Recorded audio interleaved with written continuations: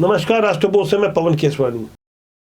छत्तीसगढ़ में विधानसभा चुनाव के पहले केंद्रीय गृह मंत्री अमित शाह ने रायपुर आकर आरोप पत्रों की एक सूची जारी की थी, जिसमें महादेव सट्टा ऐप का भी नाम था और बताया गया था कि किस तरह उस समय के सीएम भूपेश बघेल और उनके कई करीबी मंत्री अधिकारी उसमें शामिल हैं। इस तरह के गंभीर आरोप जब देश के गृह मंत्री लगाए और उसके बाद चुनाव परिणाम भी उसी के अनुकूल आए, तो इससे आपको अंदाजा लगा लेना चाहिए कि छत्तीसगढ़ की जनता किस तरह से भारतीय जनता पार्टी के उन आरोपों को सही मानकर एक तरफा भारतीय जनता पार्टी को वोट करती है।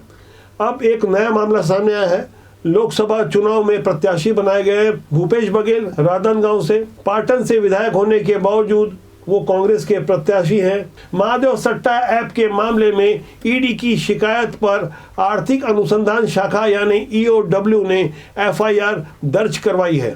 21 आरोपियों के नाम बताए जा रहे हैं। हालांकि न्यूज एजेंसी पीटीआई ने 14 नामों की पुष्टि की है। मैं उन नामों के बारे में आपको आगे बताऊंगा, लेकिन यहाँ हमें समझना होगा कि जब ऐसे गंभीर आरोप लगाए जाते हैं तो उसके विरुद्ध कुछ तथ्य होते हैं, सबूत होते हैं, साक्ष्य होते हैं। वो अलग बात है कि भूपेश बघेल प्रेस कॉन्फ्रेंस लेकर अपनी सफाई दे रहे हैं, तो ये सफाई दरअसल एक तरफा है। ईडी की ओर से कोई प्रेस कॉन्फ्रेंस नहीं आई। हालांकि भारतीय जनता पार्टी की ओर से ट्वीट किया गया है। पुराने सीएम भूपेश बघेल जब प्रेस कॉन्फ्रेंस ले रहे थे, उनकी भाव भंगिमा को आप गौर करें, किस तरह से वो कुछ असहाय से नजर आ रहे थे और वहाँ वो खुद को बेचारा साबित करने की कोशिश कर रहे थे। लेकिन यहाँ गौर करना होगा, जिस तरह के गंभीर आरोप लगाए गए हैं, वो आरोप और ईडी के सबूत उन्हें सजा दिला पाते हैं या नहीं। लेकिन यहाँ समझने वाली बात है कि बिना आग के धुआं नहीं उठता। फिलहाल भूपेश बघेल की उन बातों को आप सुनिए जिसके माध्यम से वो खुद को बेकसूर बता रहे थे।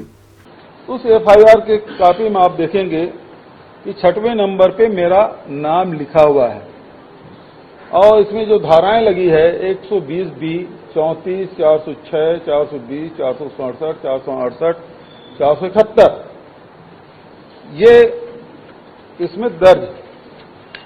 दूसरी बात ये है कि इसमें जितने महादेव के प्रमोटर और दूसरे लोगों का नाम इसमें उल्लेखित है, लेकिन आप ये जो बॉक्स में आप नाम पढ़ेंगे तो इसमें महादेव बुक ऐप के प्रमोटर द्वारा ऑनलाइन बेटिंग ऐप के इस आपराधिक कृत्य के विरुद्ध वैधानिक कार्रवाई को रोकने के लिए विभिन्न पुलिस व प्रशासनिक अधिकारीगण तथा प्रभावशाली राजनीतिक व्यक्तियों का संरक्षण प्राप्त किया गया, जिसके एवज में उन्हें नियमित तौर पर प्रोटेक्शन मनी के रूप में भारी राशि दी गई। इसमें कहीं भी मेरे नाम का उल्लेख नहीं है। इस पूरे जो एफआईआर कॉपी है उसमें कहीं मेरा नाम नहीं है, बल्कि ऊपर में आप देखेंगे तो उसमें शुभम सोनी का नाम है, रवि उप्पल का नाम है, सौरभ चंद्राकर का नाम है, अनिल कुमार का नाम है, लेकिन इसमें कहीं और दूसरे नाम नहीं है। एफआईआर दर्ज होने के बाद भाजपा की ओर से भी 2 ट्वीट सामने आए हैं, जिसमें लिखा है कि सत्ता में किए कुकर्मों का फल जनता ने दिया, अब सट्टा में किए कुकर्मों का फल कानून देगा। इसी तरह दूसरे ट्वीट में लिखा गया है, महादेव सट्टा ऐप में पूर्व मुख्यमंत्री के खिलाफ एफआईआर दर्ज है, छत्तीसगढ़ को लूटने वाले जेल जाएंगे। बीते साल विधानसभा चुनाव के दौरान 2 नवंबर को भिलाई से असीम दास नामक एक ड्राइवर पकड़ाता है, जिसके पास करोड़ों की बरामदगी होती है। उसके बाद उस समय के सीएम भूपेश बघेल सीधे तौर पर निशाने पे आ जाते हैं। उसी दौरान शुभम सोनी का एक वीडियो भी सामने आता है।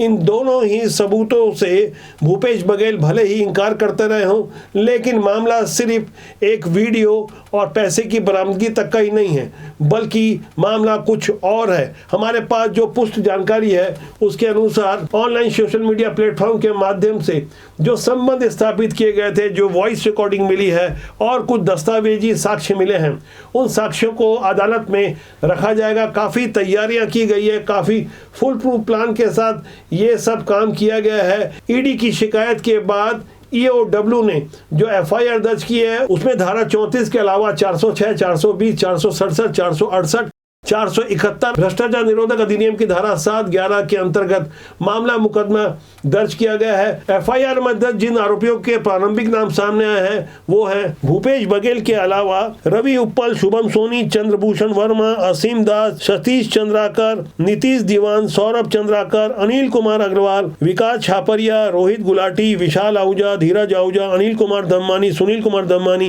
भीम सिंह यादव, हरी सिंह टिम्बरेवाल, सुरेंद्र बागड़ी, सूरज चोखानी और संबंधित अज्ञात ब्यूरोक्रेट्स और कुछ पुलिस के अफसर और ओएसडी भी शामिल हैं। बात यदि ओएसडी की जाए तो भूपेश बघेल के पुराने ओएसडी आशीष वर्मा और मनीष बंछोर के यहाँ भी ईडी ने बीते साल अगस्त में छापेमारी की थी। इतना ही नहीं, उनके राजनीतिक सलाहकार विनोद वर्मा के घर में भी छापेमारी की थी। ऐसी छापेमारी से जो सबूत इकट्ठा किए गए हैं जिन्हें सार्वजनिक नहीं किया जा रहा है, इन्हीं सबूतों को लेकर कांग्रेस लगातार ईडी और भारतीय जनता पार्टी पर हमलावर होती रही है। यदि बात भूपेश बघेल के करीबियों की जाए तो एक नाम आता है सौम्या चौरसिया का, जो भूपेश बघेल के सीएम रहते उनकी बेहद खासम खास हो चुकी थी। कहने को तो वो सरकारी उप सचिव थी, लेकिन सारे और दूसरे बाहरी कामों में, यहाँ तक राजनीतिक मामलों में भी उनका सीधा तौर पर हस्तक्षेप होता था। उनके विरुद्ध कोयला लेवी मामले में अवैध वसूली के जो आरोप है, जो सबूत है, उसके आधार पर करीब 1 साल से वो जेल में है, उन्हें जमानत नहीं मिल रही है। ऐसे मजबूत साक्ष्यों के कारण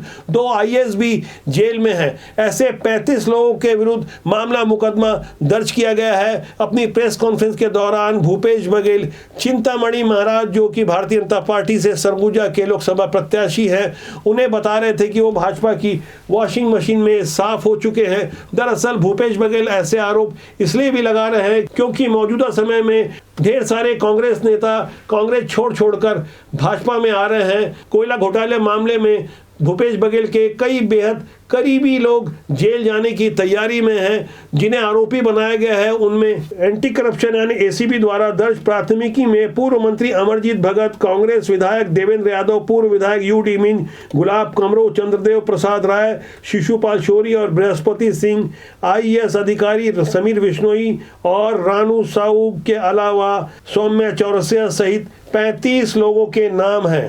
मामला चाहे शराब घोटाला का हो, कोल स्कैम का हो या महादेव सट्टा ऐप का, लगातार एक के बाद एक घोटाले के आरोपों के कारण छत्तीसगढ़ में पुरानी कांग्रेस सरकार की इमेज खराब होती गई। खासकर भूपेश बघेल का जिस तरह से चेहरा तैयार करवाया गया था, छत्तीसगढ़ जनसंपर्क विभाग के माध्यम से अरबों रुपए खर्च कर सिर्फ एक चेहरे के लिए काम हो रहा था। अब ये चेहरा लगातार दागदार हो रहा है। विधानसभा चुनाव के दौरान आम जनता को ये यकीन हो गया था कि यहाँ पूरी दाल ही काली नजर आ रही है, क्योंकि आरोप कोरे नहीं थे, ऐसे आरोपों में दम था। इतना ही नहीं, जिस तरह से तुष्टीकरण का कार्ड खेला जा रहा था, कवर्धा में भगवा ध्वज के अपमान और बीरनपुर में भुवनेश्वर साहू की हत्याकांड के बाद उस समय की सरकार ने जो व्यवहार किया, और उससे पहले अक्टूबर 2020 में 26 करोड़ रुपए का 5 मंजिला हज हाउस एयरपोर्ट मंदिर हसौद रोड पर बनाने की जो घोषणा की थी, जिस तरह से तैयारी की थी, उसे लेकर छत्तीसगढ़ की शांत प्रिय जनता चुपचाप चुनाव का इंतजार कर रही थी। अब जब लोकसभा के चुनाव नजदीक आ चुके हैं तो यहां भारतीय जनता पार्टी ने भी भूपेश बघेल को जिहादी गिरोह का सरगना बताने में देरी नहीं की। दरअसल एक इमेज काम कर रही है यहाँ। भूपेश बघेल जितनी बड़ी इमेज अपनी खुद के तैयार किए थे, अब उस पर यदि दाग लगेगा तो जाहिर तौर पर वो दाग दूर से दिखाई में आएगा। अब जनता पहले से कहीं ज्यादा जागरूक हो चुकी है, उन्हें अच्छे बुरे का फर्क पता है। प्रेस कॉन्फ्रेंस लेकर सफाई देने से काम नहीं चलेगा, सबूत हैं तो सबके सामने आ जाएंगे, अदालत अपना फैसला करेगी। लेकिन बहुत देर होने से पहले जनता बहुत जल्द चुनाव में अपना फैसला सुना देगी कि कौन सही है कौन गलत है। राजपूत आपका अपना जनमंच है, मैं चाहूंगा इसे सब्सक्राइब करना ना भूलें, और अच्छे लोगों को राजनीति में प्रमोट करने के लिए आप भरसक कोशिश करें जिससे देश और समाज का भला हो सके। राजनीति बुरी नहीं होती, उसमें काम करने लोग अच्छे या बुरे होते हैं। तो आज के लिए इतना ही। मेरी आपसे फिर जल्दी मुलाकात होगी। मेरा आपसे आग्रह है, चैनल को देखें, लाइक करें और सब्सक्राइब करना ना भूलें। नमस्कार।